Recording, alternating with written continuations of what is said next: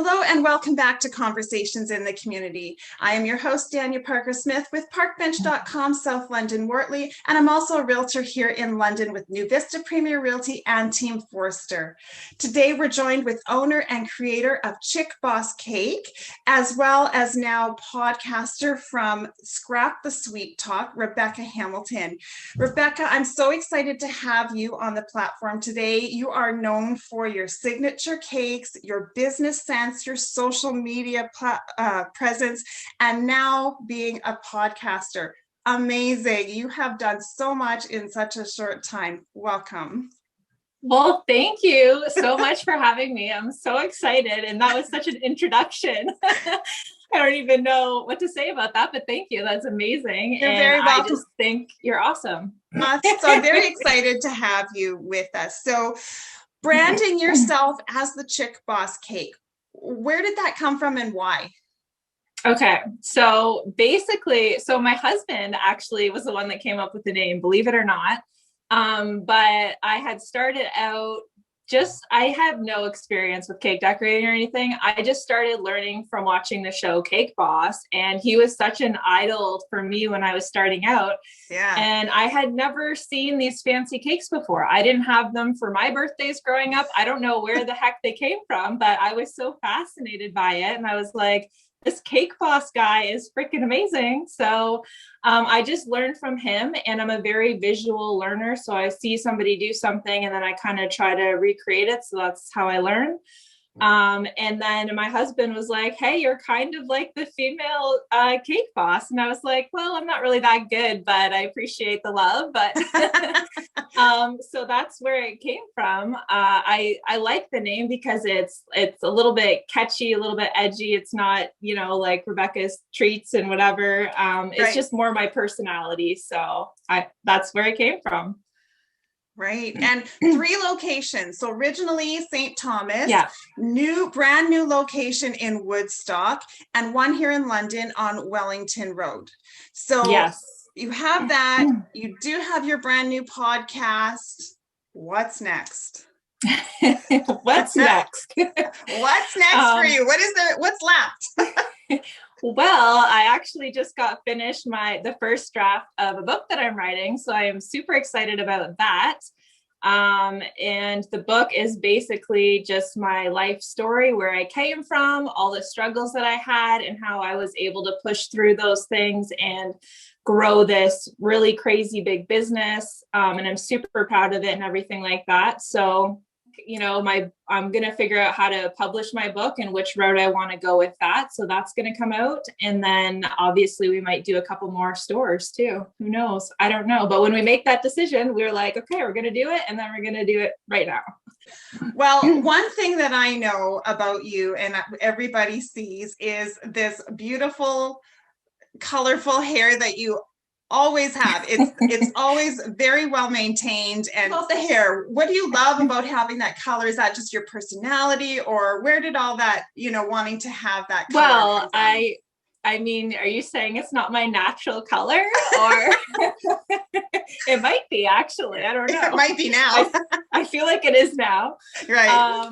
But yeah, so actually, just to make this whole long story short, but originally I had wanted to be a police officer, and that's like the total opposite of the person that I am now. It's very like straight and like strict, and I feel like you could never get away with blue hair and crazy makeup as a police officer. It would be weird. Okay.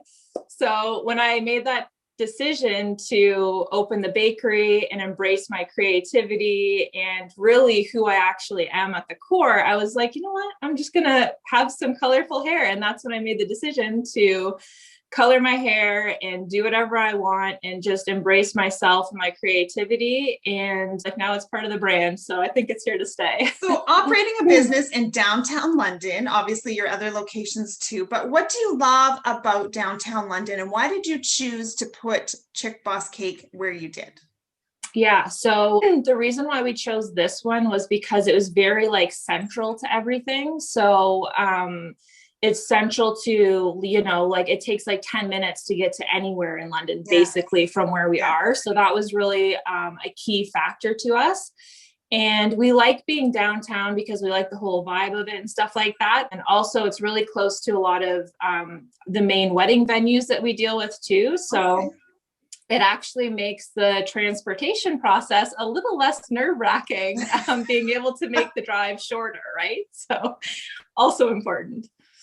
Wow. You talked about Chick Boss cake Cake Boss, sorry. And if you've ever watched any of that, you've seen some of the absolute blunders that they've had. I've had my own blunders, so I can relate. It's not fun. Any epic ones that you want to share? Well, one thing I'm very proud of is actually I haven't had a lot, but it feels like a lot. I used to have there'd be one bad one every single season, every year, basically, right? One where you're just like, why the heck did that have to happen for this wedding? And it's usually a wedding cake. Why would it be anything simpler, right? But one thing I'm really proud of is that I've always had a backup plan ready to go in the case that would happen. I'm a very organized person, and there's no way that any of my brides were going to go without a wedding cake on their wedding day. So I have always pulled through, and if I open the trunk and the cake is all over the back trunk, which has happened before, it just magically falls apart during transportation for whatever reason. I get my butt back to the store and I make that wedding cake again. So I have all my ingredients ready to go. I have the cake pre-made, a backup cake, I'm saying. And I put my butt to work, and it is very stressful, but I make sure that cake gets to the wedding venue 100% every single time. So I've never had a situation where I've had to make that call to the bride on her wedding day and be like, sorry, we got an accident with your cake, and knock on wood, I hope that never happens, because I really, really, really take weddings and parties and events very seriously. So. What's one thing that people don't know about you? Maybe people don't know that, I actually dropped out of high school when I was 16 years old to move out with my boyfriend at the time, which was an absolutely awful idea. And I do not recommend doing that to anybody. But that's just part of my life story and my journey. And I haven't had any formal education in business or in baking or in cake decorating. I'm completely self-taught, and I'm just winging it like everybody else and taking action. And at the end of the day, that's how you can have a business. You don't need necessarily education or anything like that. It does help for sure. But I think that the life skills that I learned and the challenges that I went through were all I needed to know to be able to get me through all of the hard challenges in business. So is there one piece of advice you'd give to somebody who is an entrepreneur that was just starting out?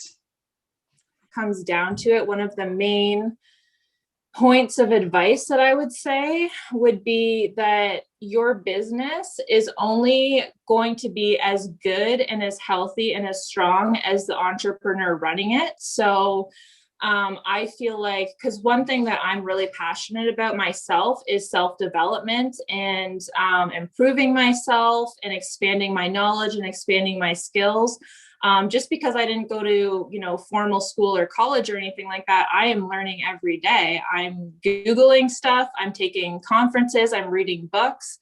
And anything that you can honestly do to improve yourself and your skills and your well-being and taking care of yourself and eating healthy, you're the foundation of your business. So, the better you take care of yourself and you don't overwork yourself and, you do the things that make you feel good and give you energy, that is definitely the key to success for growing your business. Because if you don't take care of yourself first, then your business is only going to be as strong or as great as the entrepreneur who's actually running it. Well spoken, well spoken. Well, Rebecca, thank you so much for being here with us today.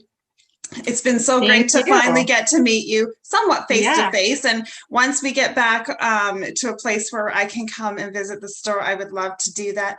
I do have one special request though. Sure. I'm allergic to chocolate.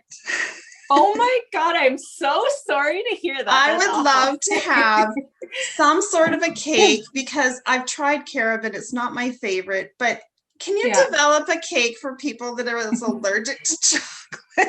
Absolutely. Yes. I've actually had that allergy a couple of times. So we're pretty good at trying to accommodate different allergies.